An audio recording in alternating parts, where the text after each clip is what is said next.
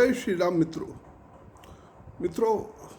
आज मैं अपने इंदौर में, मेरे दो दोस्त थे, एक जितेंद्र सिंह और दूसरे हैं कमलेश वैष्णव। दोनों, जितेंद्र जी इंदौर में हिंदू महासभा का, इंदौर का और प्रदेश का कार्य देख रहे हैं। उनके बुलावे पर मैं उनके संगठन की बैठक में गया था। दूसरा मैं मेरे मित्र घनिष्ठ कमलेश जी की सभा, एक हिंदू संगठन के महामंत्री हैं इंदौर के, अंतर्राष्ट्रीय हिंदू परिषद, उनकी सभा में गया था।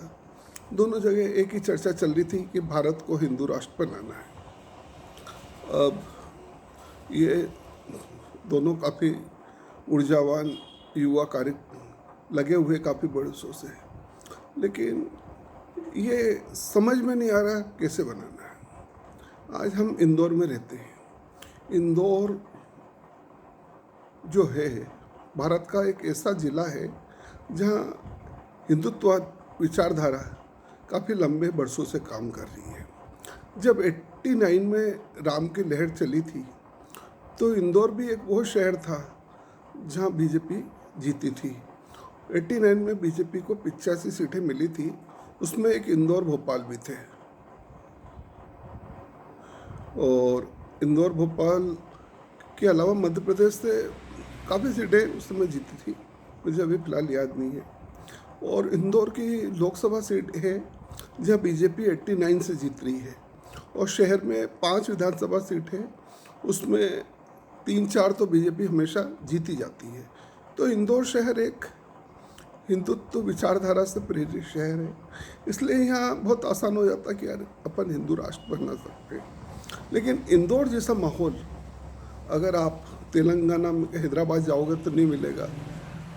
हैदराबाद के अलावा अगर अपन विशाखापट्टनम चले जाए, चेन्नई चले जाए, या महाराष्ट्र में नहीं है जो माहौल इंदौर में है, या पंजाब में नहीं है, बंगाल में नहीं है, बिहार में नहीं है, तो जब तक जैसा इंदौर का जो माहौल है वही मध्य प्रदेश के कई गांवों में नहीं है।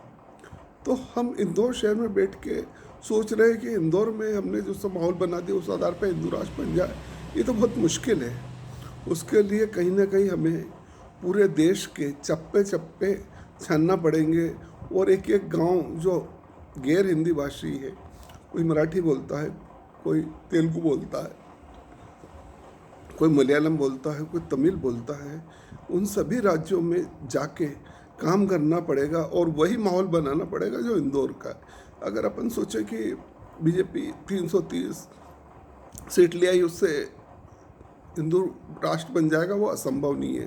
क्योंकि हिंदू राष्ट्र मान लो बनाने के लिए तमिलनाडु से भी वही भावना आना चाहिए, आंध्रा से भी आना चाहिए, तेलंगाना से भी आना चाहिए।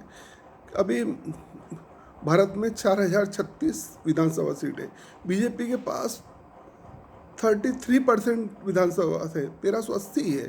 50% भी विधानसभा में बीजेपी जीत नहीं पा रही, इन 75 साल की इतनी कोशिश के बाद भी। तो बीजेपी अभी बहुत मजबूत नहीं है।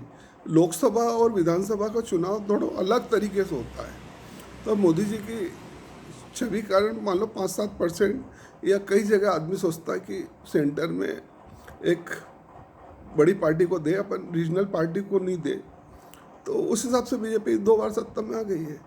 लेकिन अब जब तक कई विधानसभाएं जहाँ बीजेपी के खाते ही नहीं खुल रहे, जैसे तमिलनाडु हो गया, आंध्रा हो गया, केरल हो गया, या पंजाब में है 2 सीट जीत रहे, या अपने तेलंगाना में 2-4 सीट जीत, तो इन राज्यों में अभी आपका अस्तित्व नहीं है। तो अब आप उम्मीद पूरे बीजेपी से लगाओ, मोदी से लगाओ। इन राज्यों में जब तक आपकी सरकारें 1-2 बार नहीं बनेगी तब तक आप सोच ही नहीं सकते हो।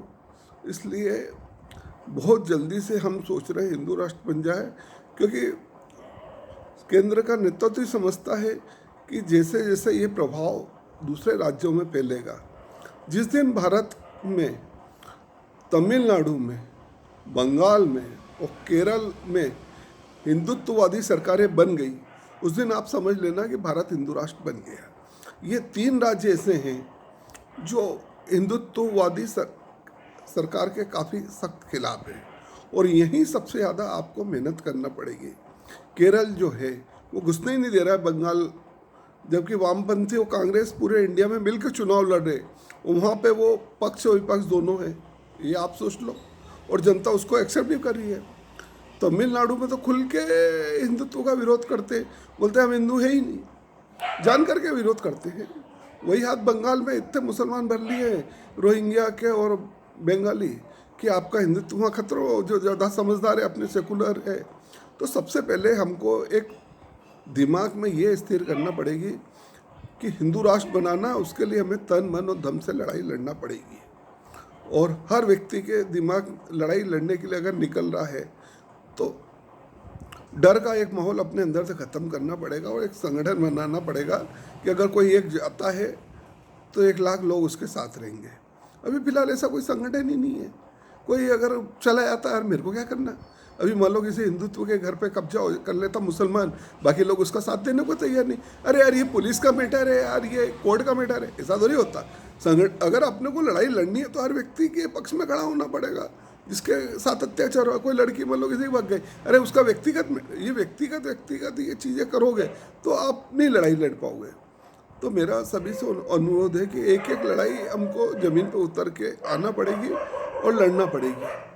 खाली बोलने से काम नहीं होगा। इसलिए मेरा दोस्तों सभी से निवेदन है, पूरी इंडिया में जितने भी हिंदुत्ववादी काम कर रहे हैं सब एक प्लेटफॉर्म पे आए और एक बहुत बड़ा नेटवर्क बनाए, क्योंकि अलग अलग छोटे छोटे काम करने से कुछ नहीं होगा। एक छोटे छोटे तालाब की ज़रूरत नहीं है, अभी एक समुद्र बनाने की ज़रूरत है।